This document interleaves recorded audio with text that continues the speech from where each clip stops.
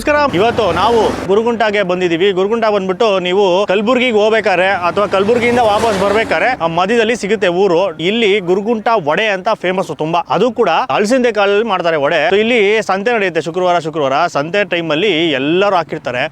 ಆಮೇಲೆ ದಿನ ಬೇಕು ಸಂತೆಗೆ ಬರೋಕ್ಕಾಗಲ್ಲ ಅಂದರೆ ಒಂದು ಜಾಗನ ತುಂಬ ಜನ ರೆಕಮೆಂಡ್ ಮಾಡಿದ್ರು. ಇಲ್ಲಿ ಊರಲ್ಲಿ ಕೇಳಿದಾಗ ಆ ಜಾಗ ಹೇಳಿದ್ರು. ಮತ್ತು ವೆಂಕಟೇಶ್ ಅಂತ ಒಬ್ರು ಅಲ್ಲಿ ಆಗ್ತಾರಂತೆ ಒಂದು 10 ವರ್ಷದಿಂದ.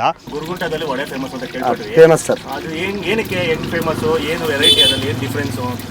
ವೆರೈಟಿ ಡಿಫ್ರೆನ್ಸ್ ಏನಂದರೆ ಇದು ನಾವು ಬೆಳಗ್ಗೆ ಬೇಳೆ ರೆಡಿ ಮಾಡ್ಕೊಂಡು ನೆನೆ ಹಾಕಿ 5 ಗಂಟೆಗೆ ನೆನೆ ಹಾಕ್ತೀವಿ ಸರ್. ಅದರ ನೀರಲ್ಲಿ ಬಿಟ್ಟು 4 ಗಂಟೆ ಮೇಲೆ ಸ್ವಚ್ಛದಿಂದ ತೊಳಿತೀವಿ ಸರ್. ಸ್ವಚ್ಛದಿಂದ ತೊಳೆದು ಎಲ್ಲ ಕ್ಲೀನ್ ಮಾಡಿ ಸ್ವಚ್ಛ ಮಾಡಿ ಬೆಳ್ಳುಳ್ಳಿ ಆಮೇಲೆ ಅಜ್ವಾನ ಈ ಥರ ಎಲ್ಲ ಮಸಾಲೆ ಥರ ಪದಾರ್ಥಗಳು ಹಾಕಿ ಚೆನ್ನಾಗಿ ಪೇಸ್ಟ್ ಮಾಡ್ಕೊಂಡು ಅದರಲ್ಲಿ ಹಾಕಿ ಸ್ಪೆಷಲಾಗಿ ಮಾಡಿ ಕೊಡ್ತೀವಿ ಸರ್. ಇದು ಯಾವ ರೀತಿಯಲ್ಲಿ ಮಾಡೋದು? ಬೇಳೆಕಾಳು ಅಲಸಂದಿ ಅಂತೇಳಿ ಒಂದು ಬರ್ತದೆ ಸರ್. ಅಲಸಂದಿ ಕಾಳನ್ನು ಇದು ಜನ್ನ ಮಾಡಿಸ್ಕೊಂಡ್ಬಿಟ್ಟು ಸರ್ ಬಿಸಿಲಿಗೆ ಹಾಕಿಬಿಟ್ಟು ಅದನ್ನು ಆ್ಯಡ್ ಮಾಡಿ ನೀರಲ್ಲಿ ಹಾಕ್ತೀವಿ ಸರ್. ಅದರಲ್ಲಿ ನೀರಲ್ಲಿ ಹಾಕಿ ಅದರಲ್ಲಿ ಇರೋ ಸಿಪ್ಪೆನೆಲ್ಲ ತೆಗೆದು ಆಮೇಲೆ ನಾವು ನಮಗೆ ಯಾವ ಥರ ಬೇಕು ಆ ಥರ ರೆಡಿ ಮಾಡ್ಕೊತೀವಿ ಸರ್. ಹೌದಾ? ಅದರಲ್ಲಿ ವಡೆನೂ ಮಾಡ್ತೀರಾ?